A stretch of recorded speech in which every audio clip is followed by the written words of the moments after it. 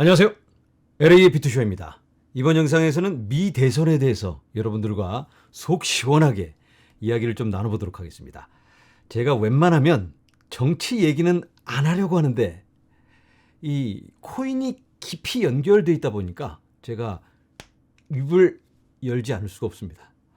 아무튼 여러분들 오해는 하지 마시고 어떤 저의 정치적인 견해라든가 또 어떤 의도가 있어서 이런 얘기를 하는 게 아니다. 누구를 지지하자, 함께 응원하자 이런 말씀을 드리는 게 절대 아니고 우리들의 투자와 직접적인 연결이 되어 있기 때문에 그런 부분에서 앞으로 어떻게 될까, 어떤 시나리오로 펼쳐질까 이런 것들을 가늠해보는 그러한 취지다라는 말씀을 드려봅니다.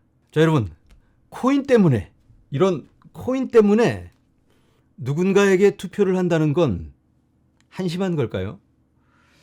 나라의 흥망성쇠가 달려있는데 그까지 코인 때문에 자기들의 그 이익 때문에 이 중차대한 결정을 잘못하는 건 나쁘다고 볼 수도 있을까요?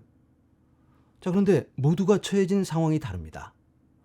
내 입장에서 누군가를 평가하고 판단하고 손가락질하는 건 좀 좋지 않다. 이런 말씀을 드려보고 있는데요.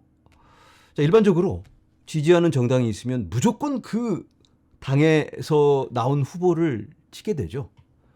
옳고 그름을 따지지 않고 우리 편, 너네 편 이런 게 거의 대부분입니다. 뭐 우파, 좌파 이렇게 나누기도 하죠. 또는 보수, 진보. 저는 특히 우파, 좌파 이걸 굉장히 싫어합니다. 이건 그냥 편가르기의 하나가 아닐까. 보수와 진보. 보수는 뭐죠? 기존의 가치를, 좋은 가치를 지키자 이런 게 보수잖아요. 진보는 좋은 걸 받아들이고 좀 발전하자. 둘 다 좋은 거잖아요. 그런데 편가르기 위해서 나는 보수야. 저 나쁜 진보. 아니, 진보도 좋은 건데 보수도 좋은 거고 둘 다 좋은 겁니다. 우리는 어쩌면 보수적이어야 하고 진보적이어야 합니다. 그런데 좋은 건 받아들이지 않고 발전은 하지 않으려고 그러고 그냥 서로 욕하기만 하는, 누가 얘기를 하면 또 반대를 위한 반대를 하고 편가르고, 참 안타까운 상황이 많이 미국에서도 또 한국에서도 펼쳐지고 있죠. 그래서 우리가 그런 부분을 좀 생각해 보고 어떻게 하면 모두에게도 이로울까, 어떻게 하면 이 나라가 더 잘 될까, 이걸 우리가 생각을 해야 됩니다. 자, 그런데 그런 거창한 얘기는 잠깐 내려놓고 실질적인 부분에 대해서 이야기를 나눠보도록 하겠습니다. 어쩌면 나라 발전보다는 내 이해관계가 얽혀 있는 게 더 중요할 수도 있습니다. 한 예로 저 같은 경우는 코인에 투자를 하고 있습니다. 이 코인 관련 정책이 매우 중요합니다. 그래서 어떤 결정을 하게 될 때, 투표를 하게 될 때 이 이슈 하나, 이걸 싱글 이슈 보터 이렇게 표현을 해요. 단일 이슈 투표자라고 제가 번역을 해봤는데, 이 한 가지의 이슈, 이게 너무 중요하기 때문에 내 투표를 결정하는 가장 중요한 이유가 되는 겁니다. 이걸 나쁘다고 할 수는 없죠. 내 생계가 걸려있는 중요한 이슈일 수도 있고 생존의 문제일 수 있잖아요. 코인이 어쩌면 우리에게는, 아니 저에게는 이 싱글 이슈, 단일 이슈가 될 수도 있습니다. 너무 중요하니까 친암호화폐적인 코인을 외치는 사람한테 저는 투표를 하고 싶습니다. 다시 미 대선으로 돌아와서 이번에 후보가 어떻게 되죠? 두 명의 유력한 후보가 있습니다. 바로 공화당의 트럼프, 그렇죠? 그리고 민주당에는 해리스. 누굴 뽑아야 할까? 여러분 같으면 누굴 뽑으실까요? 한국에 계신 분들은 트럼프가 되면 조금 부담이 있죠. 군사비 내놓으라고 그럴까 봐. 그렇다면 해리스가 되면 딱히 큰 변수는 없습니다. 어쩌면 지금 이대로 비슷하게 갈 수도 있고. 그런데 뭐 이대로 비슷하게 간다는 게 꼭 좋은 것만은 아닐 수도 있죠. 그런데 뭐 이런 얘기는 제가 잘 모르고 또 제 채널의 성격과도 맞지 않으니까 여기까지만. 자, 제 입장에서 본다면 어떨까? 제 입장을 말씀드리면 객관성이 없을 수 있으니까 미국에 계신 한국 분들은 여기에 대해서 어떻게 생각할까? 거기에 대해서 좀 얘기를 나눠보도록 하겠습니다. 그러면 여러분들이 조금 더 공감하실 수가 있을 테니까, 이런 이유로 누구를 뽑을 수 있겠네. 자, 미국에 계신 한국 분들이라고 상황이 다 똑같지는 않습니다. 어떤 분들은 트럼프를 지지하고 어떤 분들은 해리스를 지지합니다. 그래서 제가 한쪽 편을 들어서 말씀을 드릴 수가 없고, 여러 상황에 따라 다르다. 일단은 그렇게 말씀을 드립니다. 자, 어떤 상황일까?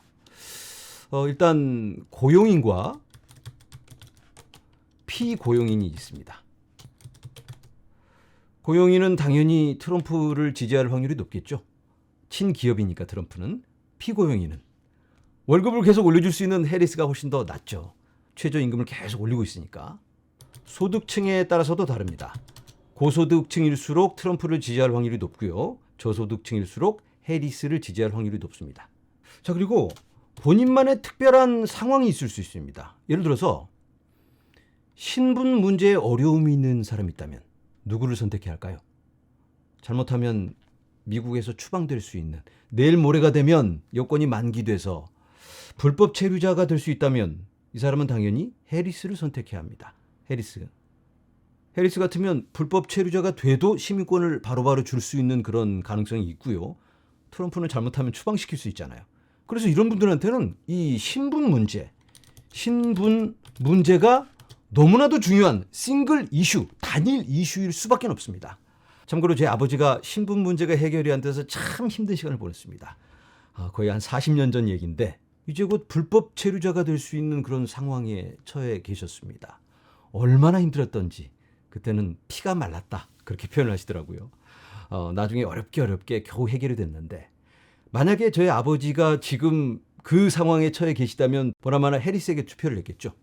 굉장히 상황이 심각할 수 있는 거니까. 인생이 왔다 갔다 하잖아요. 자, 그리고 대학 진학에 대해서 좀 얘기를 해볼게요. 대학 진학을 앞두고 있는 자녀를 갖고 계신 분이 계시다면 이분은 아마 트럼프를 지지하지 않을까. 왜냐하면 미국에는 소수 민족을 우대하는 그런 정책이 있습니다. 그걸 affirmative action이라고 하는데 소수 민족들이 사회적 약자죠. 그래서 그분들께 특혜를 좀 주자.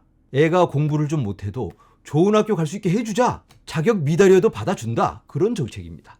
그러면 소수 민족이라면 공부 열심히 안 해도 좋은 대학교를 갈 수 있죠. 그런데 안타깝게도 한국 학생들은 여기에 포함이 안 됩니다. 한국 학생들은 소수 민족이 아니다. 왜? 한국 사람들은 벌써 잘 먹고 잘 사니까 따로 특혜를 줄 필요가 없다. 백인들과 똑같이 취급하자. 정치적으로, 사회적으로는 전혀 힘을 못 쓰고 있는 우리 한국 사람들이 대학 진학할 때, 직장에 취업할 때 불이익을 당하는 겁니다. 한국 학생들이 공부를 너무 잘해요. 한국 부모님들 교육열이 어마어마하잖아요. 그래서 학교 가면 한국 애들이 거의 대부분 탑입니다. 이 한국 학생들이 모든 걸 다 걸고 잠도 안 자고 밥도 안 먹고 열심히 공부해서 탑이 돼가지고 수능 시험 같은 것도 거의 만점을 받았는데 흑인 애가 농구하다 와가지고 나도 한번 좋은 학교 가볼까 하고 원서를 들이밀면 그냥 이 친구가 먼저 되는 겁니다. 취업할 때도 마찬가지예요. 대학교에서 공부 너무너무 잘해서 막 상 다 받고 메달을 목에 걸고 이력서를 제출했는데 아까 그 흑인 친구가 농구하다 또 와가지고 이번에는 일을 좀 해볼까 하고 이력서를 탁 넣으면 그 친구가 되는 겁니다. 너무 억울하잖아요. 이놈의 이 affirmative action, 이건 작년 6월에 대법원에서 결정을 해줬습니다. 이건 역차별이고 헌법에 어긋난다. 그래서 많은 학교들이 어느 정도는 수정을 하고 있는데 근본적으로 바뀌지는 않습니다. 자, 어쨌든 그래서 대학 진학 관련해서는 트럼프가 매우 유리하다 이렇게 볼 수 있겠고요. 종교는 어떨까요? 종교 같으면 미국에 계신 한국분들이 대부분 기독교입니다. 그래서 친기독교적인 트럼프가 역시 종교 면에서도 선택이 될 수 있다. 이렇게 볼 수 있겠고, 규제 같은 게 있겠죠. 여러 정책들, 코인 관련 규제, 당연히 이 트럼프가 더 좋을 것 같고, 그런데 코인 말고도 여러 규제라든가 정책들 그런 게 있습니다.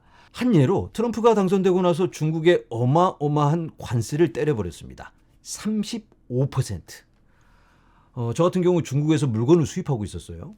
그리고 한국에서도 수입을 하고 있었습니다. 대략 한국에서 40%, 중국에서 60% 이렇게 수입을 하고 있었는데 관세를 더하니까 35% 관세를 더하니까 중국에서 수입할 이유가 없어요. 한국에서 수입하는 것보다 훨씬 비싸졌습니다. 중국에서 수입하는 단 하나의 이유는 가격이 싸기 때문입니다. 품질은 월등하게 한국 게도 좋은데 가격이 싸니까 어쩔 수 없이 중국 거를 수입을 했었는데 상황이 이렇게 되니까 수지타산이 안 맞아요. 그래서 어쩔 수 없이 한국으로 다 돌렸습니다. 그래서 한국에서 80%, 대만에서 20%, 중국에서 대만에도 공장이 있는 업체가 있더라고요. 그래서 어느 정도는 그쪽 대만에서 수입을 하고 80%를 한국으로 옮겼습니다. 그런데 이 관세가 아직까지도 바뀌지 않아서 계속해서 한국에서 저는 수입을 하고 있습니다.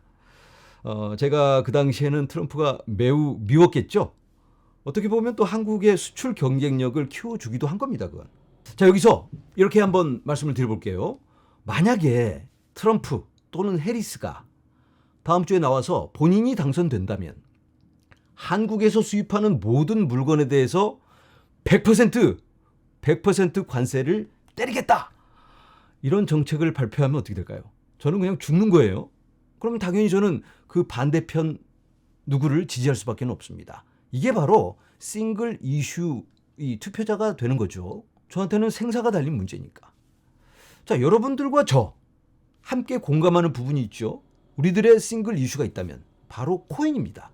그래서 우리가 코인에 대해서 집중을 하고 누가 코인을 더 예뻐하는가, 어떤 친암호화폐적인 정책을 발표해 주는가, 거기에 관심을 갖고 있는 겁니다. 특정인을 지지하거나 특정 정당을 지지하는 게 아니다라고 분명히 말씀을 드립니다. 자, 어쨌든 이번 11월에 제가 만약에 투표를 한다면, 그렇다면 제가 말씀드린 걸 기반으로 저는 누구에게 11월에 투표를 해야 할까요? 저의 선택은 바로 트럼프가 아니고 해리스도 아니고 케네디가 될 것 같습니다. 케네디. 이유는 가장 친암호화폐적인 인물이에요. 암호화폐에 대한 이해도 굉장히 깊습니다. 어제 카다노에서 주최한 레어 이보라는 행사가 있었습니다. 여기서 찰스 호스킨슨과 인터뷰를 함께 했는데요.